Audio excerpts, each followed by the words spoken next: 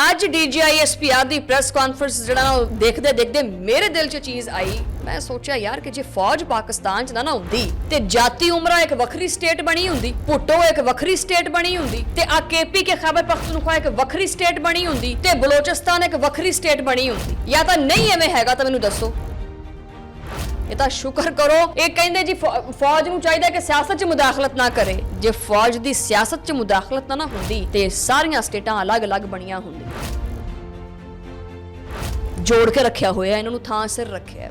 ਜਦੋਂ ਕਹਿੰਦੇ ਜੇ ਮੁਦਾਖਲਤ ਹੈਗੀ ਤਾਂ ਲੈਫਟੀਨੈਂਟ ਜਨਰਲ ਅਹਿਮਦ ਸ਼ਰੀਫ ਚੌਧਰੀ ਨੇ ਇੱਕ ਨਹਾਇਤ ਅਹਿਮ ਪ੍ਰੈਸ ਕਾਨਫਰੰਸ ਕੀਤੀ ਔਰ ਉਹਨਾਂ ਦੀ ਗੁਫ਼ਤਗੂ ਨੇ, ਗੱਲਬਾਤ ਨੇ ਇੱਕ ਵਾਰੀ ਫਿਰ ਉਸ ਸਵਾਲ ਨੂੰ ਜ਼ਿੰਦਾ ਕਰ ਦਿੱਤਾ ਹੈ ਕਿ ਆਖਰ ਪਾਕਿਸਤਾਨ ਦੇ ਵਿੱਚ ਦਹਿਸ਼ਤਗਰਦੀ ਕਿਉਂ ਦੁਬਾਰਾ ਸਰ ਉਠਾਉਂਦੀ ਪਈ ਹੈ। ਇਹਦੇ ਪਿੱਛੇ ਕੌਣ ਲੋਕ ਸ਼ਾਮਲ ਨੇ? ਇਹ ਉਹ ਨਰਮ ਜੰਗ ਹੈ ਜਿਹੜਾ ਕਿ ਦੁਸ਼ਮਣ ਬੰਦੂਕ ਤੋਂ ਜ਼ਿਆਦਾ ਖਤਰਨਾਕ ਤਰੀਕੇ ਨਾਲ ਲੜਦਾ ਪਿਆ ਔਰ ਇਹ ਚੀਜ਼ਾਂ ਪਾਕਿਸਤਾਨ ਦੇ ਵਿੱਚ ਹੋ ਰਹੀਆਂ। ਖੈਬਰ ਪਖਤੂਨਖਵਾ ਦੇ ਵਿੱਚ 14,000 ਤੋਂ ਜ਼ਿਆਦਾ ਆਪਰੇਸ਼ਨਸ ਕੀਤੇ ਗਏ, ਹਜ਼ਾਰਾਂ ਦਹਿਸ਼ਤਗਰਦ ਮਾਰੇ ਗਏ, ਸੈਂਕੜੋਂ ਗ੍ਰਿਫਤਾਰ ਕੀਤੇ ਗਏ। ਉਹਨਾਂ ਨੇ ਖਾਸ ਤੌਰ ਤੇ ਆਖਿਆ ਕੁਝ ਲੋਕ ਜਿਹੜੇ ਨੇ ਨਾ ਉਹ ਦਹਿਸ਼ਤਗਰਦਾਂ ਵਾਸਤੇ ਆਸਾਨੀਆਂ ਪੈਦਾ ਕਰਦੇ। ਬਿਸਮਿल्लाहिर्रहमानिर्रहीम, अस्सलाम वालेकुम नाज़रीन, ਤੁਸੀਂ ਦੇਖ ਰਹੇ ਹੋ 360 ਡਿਜੀਟਲ ਪੰਜਾਬੀ ਔਰ ਮੈਂ ਹਾਂ ਤੁਹਾਡੀ ਮੇਜ਼ਬਾਨ ਸ਼ੁਮਾਇਲਾ ਨਿਆਜ਼। ਅੱਜ ਦਾ ਵਲੌਗ ਸਿੱਧਾ ਸ਼ੁਰੂ ਕਰਨਾ ਕਿਉਂਕਿ ਅੱਜ ਇੱਕ ਬੜੀ ਅਹਿਮ ਪ੍ਰੈਸ ਕਾਨਫਰੰਸ ਹੋਈ ਹੈ। ਉਸ ਪ੍ਰੈਸ ਕਾਨਫਰੰਸ ਦੇ ਵਿੱਚ ਕਿਹੜੀਆਂ ਗੱਲਾਂ ਕੀਤੀਆਂ ਗਈਆਂ ਨੇ, ਬੜੀਆਂ ਅਹਿਮ ਗੱਲਾਂ ਕੀਤੀਆਂ ਗਈਆਂ ਨੇ, ਉਹਨਾਂ ਦੇ ਬਾਰੇ 'ਚ ਹੀ ਤੁਹਾਨੂੰ ਆਗਾਹ ਕਰਨਾ ਤੇ ਅੱਜ ਦਾ ਵਲੌਗ ਸ਼ੁਰੂ ਕਰਦੇ ਹਾਂ। ਜਨਾਬ, ਅੱਜ ਪਿਸ਼ਾਵਰ ਦੇ ਵਿੱਚ DGISPR ਲੈਫਟੀਨੈਂਟ ਜਨਰਲ ਅਹਿਮਦ ਸ਼ਰੀਫ ਚੌਧਰੀ ਨੇ ਇੱਕ ਨਹਾਇਤ ਅਹਿਮ ਪ੍ਰੈਸ ਕਾਨਫਰੰਸ ਕੀਤੀ ਔਰ ਉਹਨਾਂ ਦੀ ਗੁਫ਼ਤਗੂ ਨੇ, ਗੱਲਬਾਤ ਨੇ ਇੱਕ ਵਾਰੀ ਫਿਰ ਉਸ ਸਵਾਲ ਨੂੰ ਜ਼ਿੰਦਾ ਕਰ ਦਿੱਤਾ ਹੈ ਕਿ ਆਖਰ ਪਾਕਿਸਤਾਨ ਦੇ ਵਿੱਚ ਦਹਿਸ਼ਤਗਰਦੀ ਕਿਉਂ ਦੁਬਾਰਾ ਸਰ ਉਠਾਉਂਦੀ ਪਈ ਹੈ। ਇਹਦੇ ਪਿੱਛੇ ਕੌਣ ਲੋਕ ਸ਼ਾਮਲ ਨੇ ਜਿਨ੍ਹਾਂ ਨੂੰ ਆਪਾਂ ਬਾਰ-ਬਾਰ ਨਜ਼ਰਅੰਦਾਜ਼ ਕਰ ਦਿੰਦੇ ਹਾਂ। DGISPR ਨੇ ਬੜੀ ਵਜ਼ਾਹਤ ਨਾਲ ਆਖਿਆ ਹੈ ਕਿ ਖੈਬਰ ਪਖਤੂਨਖਵਾ ਤੇ ਆਸੇ-ਪਾਸੇ ਦੇ ਇਲਾਕਿਆਂ ਦੇ ਵਿੱਚ ਦਹਿਸ਼ਤਗਰਦੀ ਦੇ ਵਿੱਚ ਇਜ਼ਾਫਾ ਹੋ ਰਿਹਾ ਹੈ, ਜਿਹਦੀ ਸਭ ਤੋਂ ਵੱਡੀ ਵਜ੍ਹਾ ਨੈਸ਼ਨਲ ਐਕਸ਼ਨ ਪਲਾਨ ਦੇ ਉੱਤੇ ਮੁਕੰਮਲ ਤੌਰ ਤੇ ਅਮਲ ਦਰਾਮਦ ਨਾ ਹੋਣਾ ਹੈ। ਯਾਨੀ ਜੋ ਪਲਾਨ 2014 ਦੇ ਵਿੱਚ ਬਣਾਇਆ ਗਿਆ ਸੀ ਉਹਦੇ ਤੇ ਮੁਕੰਮਲ ਤੌਰ ਤੇ ਅਮਲ ਦਰਾਮਦ ਨਹੀਂ ਹੋਇਆ, ਤਾਂ ਕਰਕੇ ਅੱਜ ਦੇ ਹਾਲਾਤ ਜ਼ਿਆਦਾ ਖਰਾਬ ਹੋ ਗਏ। ਉਹਨਾਂ ਨੇ ਆਖਿਆ ਕਿ ਦਹਿਸ਼ਤਗਰਦਾਂ ਨੂੰ ਉਹ ਖਲਾ, ਉਹ ਜਗ੍ਹਾ ਮਿਲਦੀ ਹੈ ਜਿਹੜੇ ਇੰਤਜ਼ਾਮੀ ਕਮਜ਼ੋਰੀਆਂ ਨੂੰ ਪੈਦਾ ਕਰਦੀ ਹੈ। ਜਦੋਂ ਮੁਕਾਮੀ ਸਤਹ ਦੇ ਉੱਤੇ ਰਿਆਸਤ ਦੀ ਗ੍ਰਿਫਤ ਕਮਜ਼ੋਰ ਹੁੰਦੀ ਹੈ ਨਾ ਤੇ ਫਿਰ ਦੁਬਾਰਾ ਦਹਿਸ਼ਤਗਰਦੀ ਹੁੰਦੀ ਹੈ। ਉਹਨਾਂ ਨੇ ਨਹਾਇਤ ਇੱਕ ਅਹਿਮ ਨੁਕਤਾ ਵੀ ਚੁੱਕਿਆ ਹੈ ਕਿ ਦਹਿਸ਼ਤਗਰਦੀ ਉਹ ਸਿਰਫ ਔਰ ਸਿਰਫ ਬੰਦੂਕ ਨਾਲ ਨਹੀਂ ਹੁੰਦੀ। ਇਹ ਇੱਕ ਬਿਆਨੀ ਹੈ, ਇੱਕ ਨੈਰੇਟਿਵ ਹੈ, ਉਹਦੇ ਜ਼ਰੀਏ ਵੀ ਲੜੀ ਜਾਂਦੀ ਹੈ। ਕਿਉਂਕਿ ਤੁਸੀਂ ਦੇਖਿਆ ਹੋਵੇਗਾ ਕੁਝ ਅਨਾਸਰ ਸੋਸ਼ਲ ਮੀਡੀਆ ਦੇ ਉੱਤੇ ਸਿਆਸਤ ਦੇ ਅੰਦਰ ਇਸ ਤਰ੍ਹਾਂ ਦੇ ਬਿਆਨਾਤ ਦਿੰਦੇ ਹੈ ਜਿਨ੍ਹਾਂ ਦਾ ਮਕਸਦ ਆਵਾਮ ਤੇ ਸਿਕਿਉਰਿਟੀ ਇਦਾਰਿਆਂ ਦੇ ਦਰਮਿਆਨ ਬਦਇਤਮਾਦੀ ਪੈਦਾ ਕਰਨਾ ਹੁੰਦਾ ਹੈ।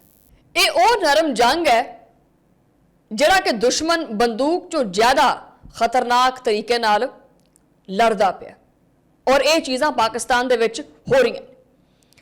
DGISPR ਨੇ ਇਹ ਵੀ ਆਖਿਆ ਕਿ ਗੁਜ਼ਸ਼ਤਾ ਬਰਸ ਦੇ ਵਿੱਚ ਖੈਬਰ ਪਖਤੂਨਖਵਾ ਦੇ ਵਿੱਚ 14,000 ਤੋਂ ਜ਼ਿਆਦਾ ਆਪਰੇਸ਼ਨਸ ਕੀਤੇ ਗਏ, ਹਜ਼ਾਰਾਂ ਦਹਿਸ਼ਤਗਰਦ ਮਾਰੇ ਗਏ, ਸੈਂਕੜੋਂ ਗ੍ਰਿਫਤਾਰ ਕੀਤੇ ਗਏ ਔਰ ਦਰਜਨਾਂ ਐਸੇ ਖੁਦਕੁਸ਼ ਹਮਲੇ ਸੀ ਜਿਹੜੇ ਨਾਕਾਮ ਬਣਾ ਦਿੱਤੇ ਗਏ। ਇਹਦੇ ਨਾਲ ਸਾਡੇ ਜਿਹੜੇ ਫੌਜੀ ਜਵਾਨ ਨੇ ਤੇ ਆਮ ਸ਼ਹਿਰੀ ਨੇ ਉਹਨਾਂ ਨੇ ਬੇਪਨਾਹ ਕੁਰਬਾਨੀਆਂ ਦਿੱਤੀਆਂ ਨੇ।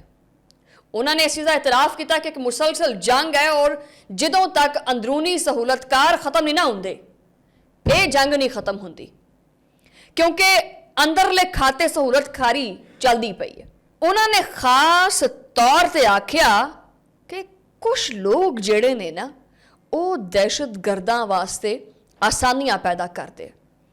ਉਹ ਆਸਾਨੀਆਂ ਚਾਹੇ ਉਹ ਖੌਫ ਦੇ ਕਰਕੇ ਕਰਨ ਜਾਂ ਕਿਸੇ ਲਾਲਚ ਦੇ ਕਰਕੇ ਕਰਨ ਜਾਂ ਕੋਈ ਵੀ ਨਜ਼ਰੀਆ ਹੋਵੇ ਉਹਨਾਂ ਦਾ, ਲੇਕਿਨ ਇਹ ਸਪੋਰਟ ਕੀਤੀ ਜਾਂਦੀ ਹੈ। ਇਹੋ ਜਿਹੇ ਲੋਕਾਂ ਵਾਸਤੇ ਉਹਨਾਂ ਨੇ ਆਖਿਆ ਕਿ ਜੀ 3 ਰਾਹ ਨੇ, ਤਿੰਨਾਂ ਚੋਂ ਪਹਿਲਾ ਰਾਹ ਜਾਂ ਤਾਂ ਉਹ ਦਹਿਸ਼ਤਗਰਦਾਂ ਨੂੰ ਆਪਣੇ ਆਪ ਰਿਆਸਤ ਦੇ ਹਵਾਲੇ ਕਰ ਦੇਣ ਜਾਂ ਰਿਆਸਤ ਦੇ ਨਾਲ ਮਿਲ ਕੇ ਇਹਨਾਂ ਦੇ ਖਿਲਾਫ ਲੜਨ ਔਰ ਅਗਰ ਇਹਨਾਂ ਦੋਨਾਂ ਦੇ ਵਿੱਚੋਂ ਉਹ ਕੋਈ ਵੀ ਰਾਸਤਾ ਨਹੀਂ ਚਾਹੁੰਦੇ ਤੇ ਫਿਰ ਰਿਆਸਤੀ ਕਾਰਵਾਈਆਂ ਵਾਸਤੇ ਤਿਆਰ ਹੋ ਜਾਣ।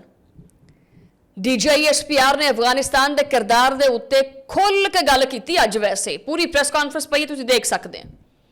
ਉਹਨਾਂ ਦਾ ਕਹਿਣਾ ਸੀ ਕਿ ਬਦਕਿਸਮਤੀ ਨਾਲ ਪਾਕਿਸਤਾਨ ਦੇ ਖਿਲਾਫ ਦਹਿਸ਼ਤਗਰਦੀ ਵਾਸਤੇ ਅਫਗਾਨਿਸਤਾਨ ਦੀ ਸਰਜ਼ਮੀਨ ਇਸਤੇਮਾਲ ਹੁੰਦੀ ਹੈ। ਉਹਨਾਂ ਨੇ ਅਫਗਾਨ ਹੁਕੂਮਤ ਨੂੰ ਇਹ ਚੀਜ਼ ਆਖੀ ਹੈ ਕਿ ਉਹ ਆਪਣੀ ਸਰਜ਼ਮੀਨ ਨੂੰ ਦਹਿਸ਼ਤਗਰਦਾਂ ਵਾਸਤੇ ਨਾ ਇਸਤੇਮਾਲ ਹੋਣ ਦੇਵੇ। ਨਾਲ ਹੀ ਨਾਲ ਇਹ ਚੀਜ਼ ਵੀ ਵਾਜ਼ਿਹ ਕੀਤੀ ਕਿ ਭਾਰਤ ਪੂਰੇ ਖੇਡ ਦੇ ਵਿੱਚ ਸਹੂਲਤਕਾਰੀ ਦਾ ਕਿਰਦਾਰ ਅਦਾ ਕਰਦਾ ਹੈ, ਫੰਡਿੰਗ ਕਰਦਾ ਹੈ। ਯਾਨੀ ਦਹਿਸ਼ਤਗਰਦਾਂ ਦੀ ਮਾਲੀ, ਇਬਲਾਗੀ, ਅਸਕਰੀ ਜਿਹੜਾ ਨੈਟਵਰਕ ਹੈ ਉਹਦੇ ਪਿੱਛੇ ਇਹਨਾਂ ਦਾ ਹੀ ਹੱਥ ਹੈ। ਇਹ ਜਿਹੜੇ ਅੱਜ ਕੱਲ੍ਹ ਥਾਲੀ 'ਚ ਆਪਰੇਸ਼ਨ ਸੰਦੂਰ ਲੈ ਕੇ ਫਿਰਦੇ। ਅੱਛਾ, DGISPR ਨੇ ਇੱਕ ਹੋਰ ਬੜੀ ਅਹਿਮ ਗੱਲ ਕੀਤੀ।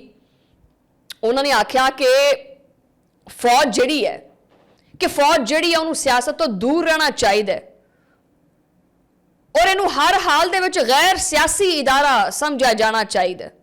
ਉਹਨਾਂ ਦਾ ਕਹਿਣਾ ਸੀ ਕਿ ਕੁਝ ਹਲਕੇ ਫੌਜ ਨੂੰ ਸਿਆਸੀ ਤਨਾਜ਼ਾਤ ਵਾਸਤੇ ਘਸੀਟਦੇ ਨੇ, ਜੋ ਨਾ ਸਿਰਫ ਇੱਕ ਨੁਕਸਾਨ ਦਾ ਬਾਇਸ ਬਣਦੇ ਆ ਬਲਕਿ ਦੁਸ਼ਮਣ ਦੇ ਬਿਆਨੀਏ ਨੂੰ ਵੀ ਫਰੋਗ ਦਿੰਦੇ ਆ। ਫੌਜ ਦਾ ਮਕਸਦ ਸਿਆਸਤ ਨਹੀਂ, ਰਿਆਸਤ ਦਾ ਦਫਾ ਕਰਨਾ। ਉਹਨਾਂ ਨੇ ਇੱਕ ਅਪੀਲ ਵੀ ਕੀਤੀ ਆਪਣੀ ਆਵਾਮ ਦੇ ਨਾਲ। ਉਹਨਾਂ ਨੇ ਆਵਾਮ ਦੇ ਨਾਲ ਅਪੀਲ ਕੀਤੀ ਤੇ ਆਖਿਆ ਕਿ ਜੀ ਫੌਜ ਤੇ ਕਾਨੂੰਨ ਨਾਫਜ਼ ਕਰਨ ਵਾਲੇ ਜਿਹੜੇ ਇਦਾਰੇ ਨੇ, ਆਵਾਮ ਨੂੰ ਚਾਹੀਦਾ ਕਿ ਉਹਨਾਂ ਤੇ ਇਤਮਾਦ ਰੱਖਣ। ਉਹਨਾਂ ਨੇ ਆਖਿਆ ਕਿ ਪਾਕਿਸਤਾਨ ਦਾ ਦੁਸ਼ਮਣ ਜੋ ਮਰਜ਼ੀ ਕਰ ਲੇ, ਲੇਕਿਨ ਆਵਾਮ ਦੇ ਦਿਲ ਦੇ ਵਿੱਚ ਫੌਜ ਵਾਸਤੇ ਸ਼ਕੂਕ ਸ਼ਬਾਹਤ ਪੈਦਾ ਨਹੀਂ ਕਰ ਸਕਦਾ। ਉਹ ਇੱਕ ਆਵਾਮ ਦੇ ਵਿੱਚ ਤੇ ਫੌਜ ਦੇ ਵਿੱਚ ਇੱਕ ਫਾਸਲਾ ਪੈਦਾ ਕਰਨਾ ਚਾਹੁੰਦਾ ਹੈ, ਲੇਕਿਨ ਉਹ ਇਹਦੇ ਵਿੱਚ ਨਾਕਾਮ ਹੋਏਗਾ। ਇਹ ਪ੍ਰੈਸ ਕਾਨਫਰੰਸ ਬਜ਼ਾਹਿਰ ਇੱਕ ਮੀਡੀਆ ਬਰੀਫਿੰਗ ਸੀ, ਮਗਰ ਨਹੀਂ, ਹਕੀਕਤ ਵਿੱਚ ਇੱਕ ਇਹ ਰਿਆਸਤੀ ਵਾਰਨਿੰਗ ਸੀ, ਇੱਕ ਪੈਗਾਮ ਕਿ ਹੁਣ ਮਸਲਹਤ ਤੇ ਖਾਮੋਸ਼ੀ ਦਾ ਵਕਤ ਗਿਆ ਨੰਗ।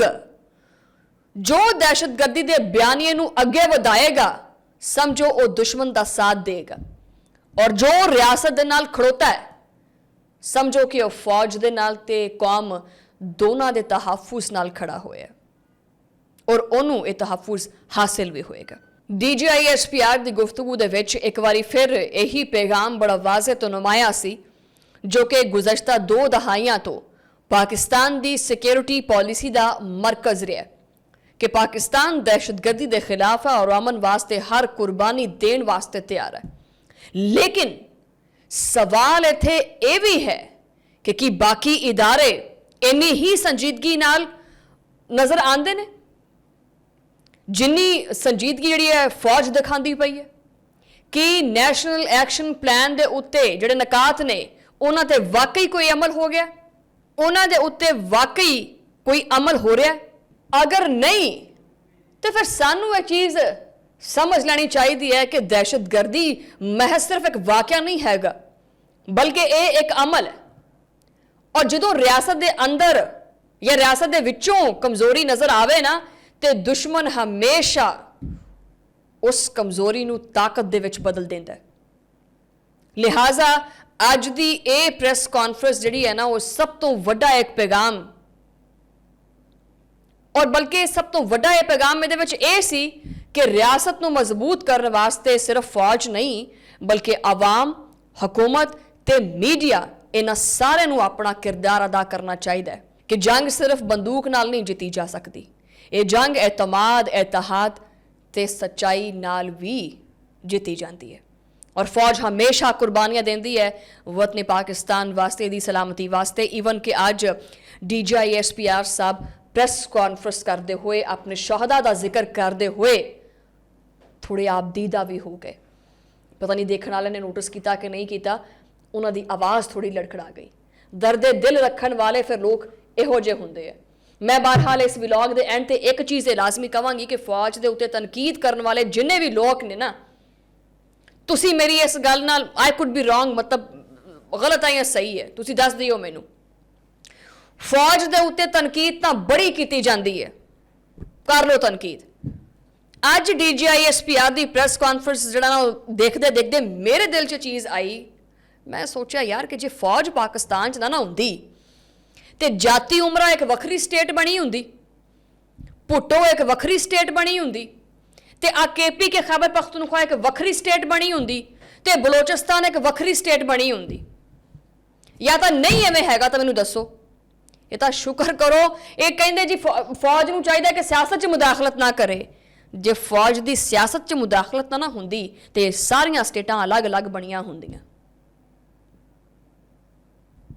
ਜੋੜ ਕੇ ਰੱਖਿਆ ਹੋਇਆ, ਇਹਨਾਂ ਨੂੰ ਥਾਂ ਸਿਰ ਰੱਖਿਆ ਬਸ। ਜੇ ਤਾਂ ਕਹਿੰਦੇ ਜੇ ਮੁਦਾਖਲਤ ਹੈਗੀ ਤਾਂ ਫਿਰ ਇੱਥੇ ਵੀ ਲੌਕ ਕਰਦੇ ਆ, ਖਤਮ। ਅੱਲਾ ਨਿਗਹਿਬਾਨ।